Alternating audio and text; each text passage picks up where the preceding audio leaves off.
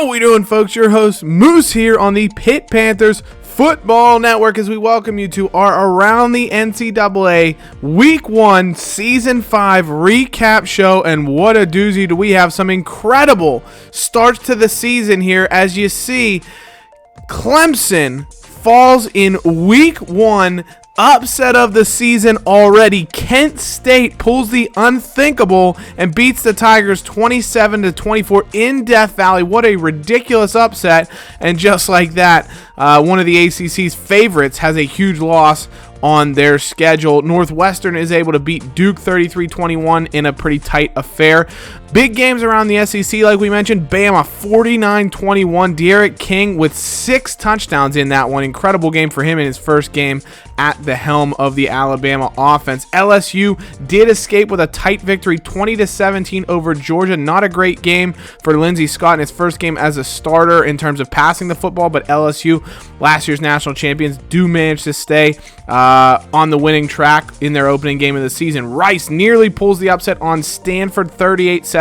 Fantastic game there, but the Owls aren't able to pull the upset for the second straight year. Ohio State 35-10 over Arkansas. Transfer Quadrez Wadley with 4 touchdowns in this one to put forth an absolutely incredible performance in his first game as a Buckeye. And then Michigan falls to Mississippi State 38-36. They tried to come back, and if you take a look, they scored what could have been the game-tying touchdown with 1:50 to play, but they failed the 2-point conversion and end up losing by 2 points. Another huge game. Temple over Notre Dame 27-24. Absolute wild scenes in the first week of college football here in 2020. Temple comes from behind. If you take a look at it, they were down by an obscene amount. They scored 21 straight points, or not 21 straight, but they scored 17 straight points to send it to overtime and then won on a field goal. Kent State, actually, if you looked at the Clemson box score, I didn't bring it up at the time, but Clemson did the exact same thing. They had a huge lead over Kent State, and Kent State, I think, scored 24 or 27 even unanswered points to win that game, 27-24, I think it was. Just an incredible turn of events. So Temple, 14 tackle performance in Clemson's Temple's incredible victory for their outside linebacker. And Brian Robinson had a pick in the loss to Kent. James Sapp in the loss to Northwestern. 3 total touchdowns in his first game starting for the Duke Blue Devils. But just absolute heartbreak for a couple of ACC schools here in Week 1. Notre Dame losing, Michigan losing when they could have tied it with a 2-point conversion. Just a crazy start to Week 1 around the NCAA. Not a ton of games, but the games that did occur had some absolutely fantastic moments that left, fans salivating for the full college football slate that will be coming up this week. And Quadrez Wadley, you can see into the Heisman watch after that 4-touchdown performance for Ohio State in Week 1. And if you take a look at things, the top 10, the only 4 teams in the top 10 did play this week, but they all emerged victorious, so no shakeups there. Clemson, who was number 13, falls completely out of the polls. Arkansas, with their loss to Ohio State, drops to number 21. And Michigan, with their loss, also completely falls out of the polls. So after losing to Mississippi State, they are out. So some good shakeups going early on, some big upsets in Week 1. I don't think anybody expected that. It seems like a pretty straightforward slate of games, and there's always some wildness abounding in the NCAA.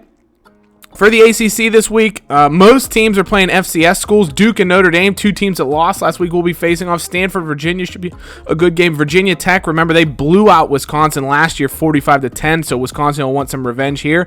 And then a gigantic game across the college football slate, LSU and NC State. There are some gigantic matchups here in weeks 1, 2, and 3. I'll tell you what, week 2 is going to be the best of the bunch. Rice taking on Oklahoma State. Oklahoma State number 12, but we know what Rice can do. They beat Florida away from home last year. I think they finished the season 11-2, had a great year, and so it'll be a very big matchup for them. Northwestern taking on Arkansas. Of course, Arkansas coming off a loss to Ohio State will look to rebound, but Northwestern, they have a very good squad, A+ rated offense. Their rushing attack was fantastic last week, and I could see them putting Arkansas on upset alert for week 2. in their second game of the season. They could drop to 0-2 very quickly against the Wildcats. Nebraska, Tennessee, a big matchup between two historically strong programs. Blue Bloods, they've come on hard times in the most recent years. Tennessee was in the SEC championship 2 years ago, but had a tough time last year. Same with Nebraska, had a real down year, but both teams will look to get their year off on the right foot. Stanford, UVA, a battle of two top 25 teams. Stanford probably has more talent, as UVA, of course, lost a lot of players from their very solid team from last year, so it'll be interesting to see how they rebound. And then another just gigantic contest between two massive teams. Oklahoma and Ohio State will do battle in Columbus. Somehow Ohio State just has a ridiculous season opening schedule. First they beat Arkansas, now they beat Oklahoma. If they can get through this, they'll have taken on some juggernauts and would be well on their way to a potential college football playoff berth yet again. It's going to be interesting because Ohio State has played a game. They've been very, very good. Oklahoma State, it'll be interesting to see how they can do with their new quarterbacks at the helm. So we'll see what they decide to do. Does the true freshman Taylor Savage get to play at all? And how will things shake out there? And then, of course, the game of the week. Number 1 LSU versus number 7 NC State. Of course, NC State breaking in new quarterback Dylan Parham. He was their backup last season. LSU breaking in new quarterback Lindsey Scott Jr., who was the backup to Joe Burrow last season. They've also got Keeney Kelekoleo, the true freshman quarterback from Hawaii, currently on the bench as their number 2. Could he get some playing time in this matchup if Scott falters at all early, especially against a team with as good of a defense as NC State? And then number 4, Texas, taking on number 13, USC.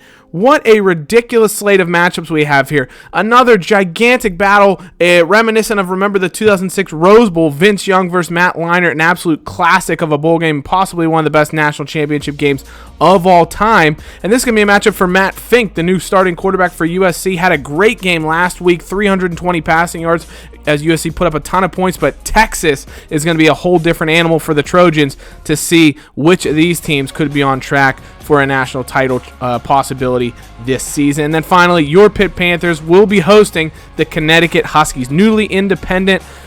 It's probably going to be a tough year for UConn. They've lost a lot of talent, even from a team that was 2-10 last year. They don't have a ton of depth, and really it should be a game that the Panthers should win handily. Now, we know that Pitt struggled in their season opener last year, but that was against a team that ended up finishing the year 12-2 in Ohio. I don't think there's much threat of UConn doing a similar thing, especially when we look at their roster. They have one player besides their kicker at 90 overall or better. They do have two very good halfbacks, though, so if they can establish any kind of rushing attack, it'll be interesting to see. Now, their leading returning rusher, though, has a career total of 87 yards. Coleman will be their starting running back, but he's not particularly fast, so he doesn't intimidate me too much. Interestingly enough about Coleman, their starting quarterback will be Ben Johnson, the redshirt sophomore, never taken a snap yet, so it should be interesting to see. But Coleman from New York, the halfback, he was actually a big target of ours. If you remember, back in, I think it was season 2, we were looking at him, because I think he's a redshirt sophomore now. We were looking at Coleman and really wanted to bring him in, and CJ London ended up actually being our signing instead. But Coleman was a big target that we went after. He ended up, of course, choosing UConn, and so we dropped points away from him, went after what would become CJ London instead. And so a great signing for us from what looked like a loss of a very good player. So it'll be interesting to see him come to Pitt and get to experience a stadium that he could have potentially played with in the future. Obviously, Herring is the best player on defense for UConn, but not particularly intimidating.